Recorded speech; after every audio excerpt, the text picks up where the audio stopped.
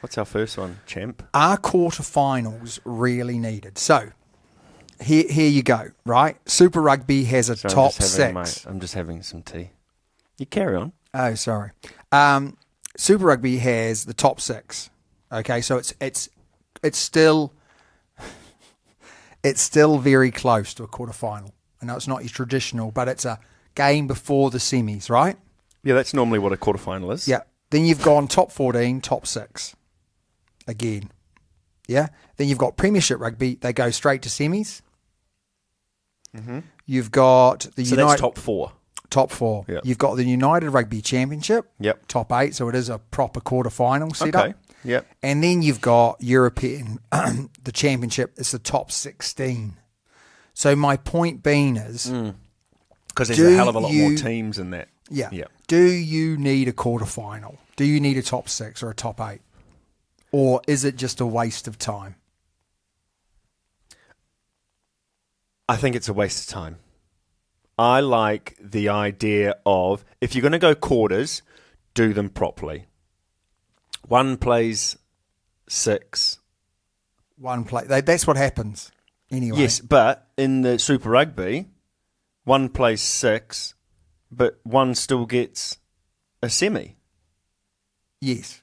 Which is village. If they It is lost village, the quarterfinal, But that's they the should top, be out. That's the top 6. See, so I think they should do it differently. Yeah, they should. If you want to go top 6, you should just have first and second go through straight away to the semis. Yep, so they get a home semi. They get a home semi, Yep. and they play the winners Yep. of the other Correct. repechage Yeah, matches. so 3 would play 6, 4 would play 5. Yeah, exactly. The winner of those then go away. Yeah, because then it's actually interesting. Yeah. Isn't it? When one plays 6, I mean, it might be interesting in the Super Rugby competition this year because actually there's the right Reds. They're not horrific. No, but on their day, they could beat anyone. Yeah, but they're likely to lose, aren't they? The only game that should be close is Crusaders versus the Blues. All other games should be or formality. Yeah, they should. And there lies your problem. So as you say, Yep. if 3 was playing 6, Yep. all of a sudden those teams are close enough to each other that it's interesting. Yes, rather than one playing 6. That's right. So I'm with you. Here is the other side to it though. The argument for a top 8 or a top 6 is it keeps people interested in the competition for longer. Because if you're fighting for a playoff place, all of a sudden your team is still in the competition. Yep. If it's just the top 4, you can get to a position very quickly where you're not in the top 4. Well, the top 2 are normally quite safe early on, aren't they? And then it's sort of every now and then it's that 3, 4, 5, 6 that fluctuate. But I like the idea of the top 6 if it goes top 2 go through. Because I agree, again, we look and we always refer back to the football system. It is the top 6. Top 2 are automatically promoted. Yeah.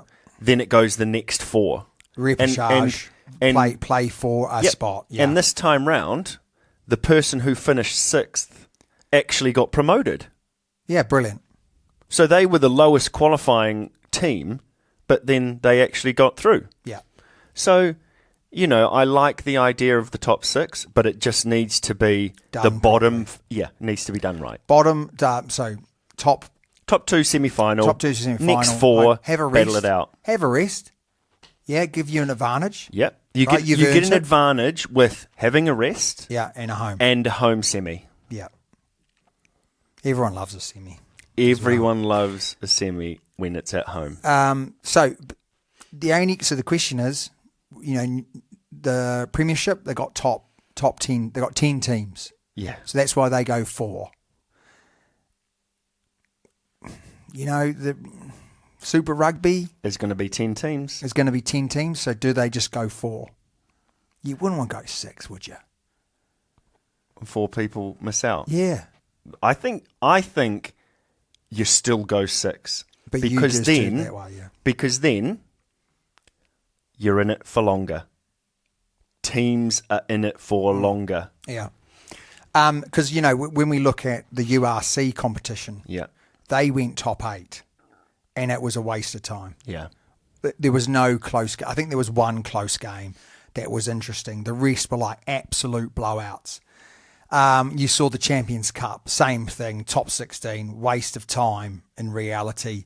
And then when it got down to the final knockouts, it was really exciting. It was close, wasn't it? Yeah. So, But it's bigger. There's more people go through because there's more teams in it. yeah, but the Which I get quality, too many teams are in it.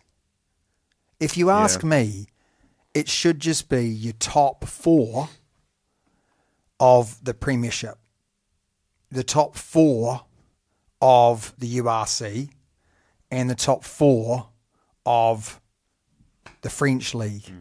And that's it. You don't need any more. The top 4, and then actually they're one playing for a knockout spot, and they're also playing for a European competition. Yeah.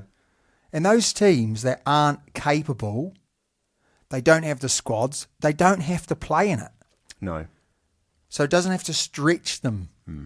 Whereas if you're in the top 4, you've probably built a squad, you've built the money up, so therefore you're in a position where you can, and actually then it means that those teams that aren't part of the competition have got their players playing week in, week out, and that, in the Premiership or the URC, that gives them a slight boost as well, because they're not having to play in these multiple competitions. Yep.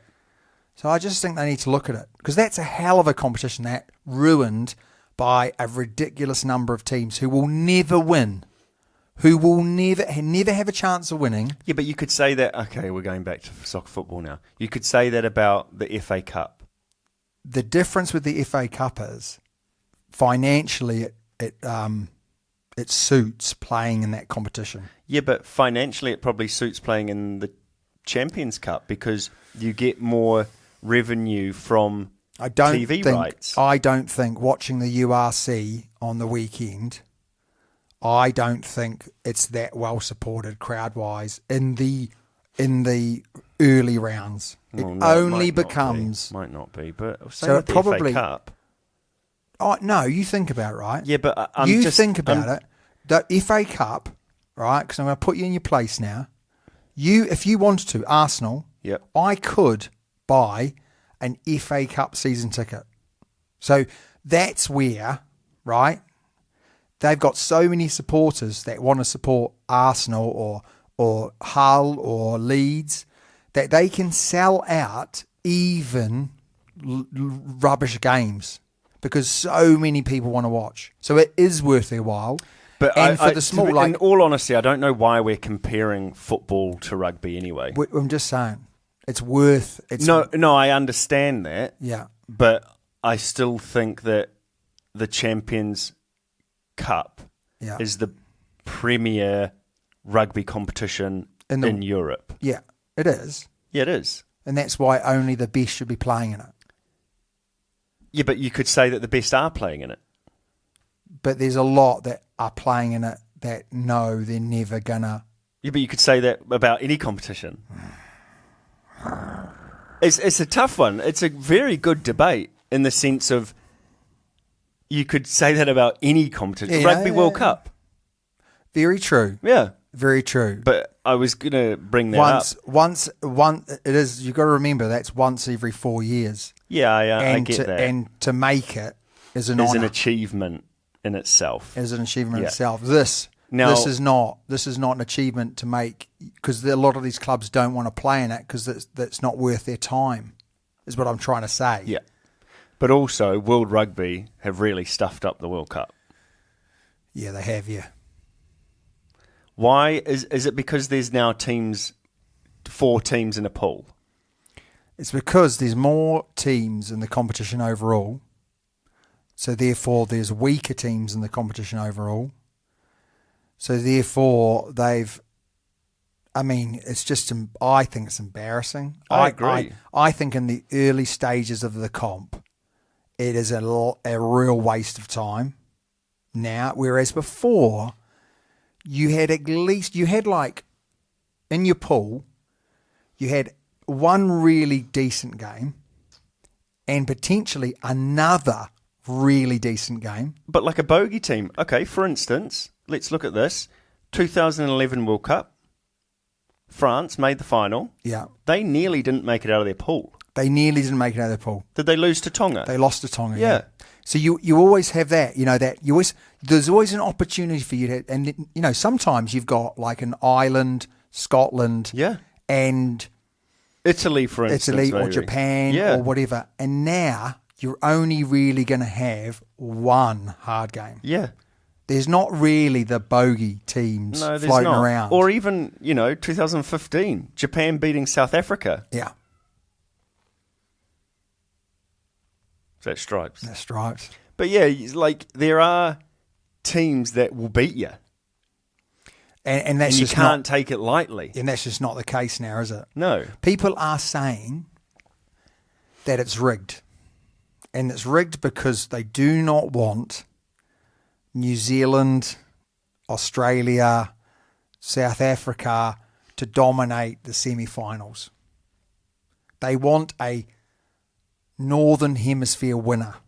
And they're doing everything they can to make sure it happens.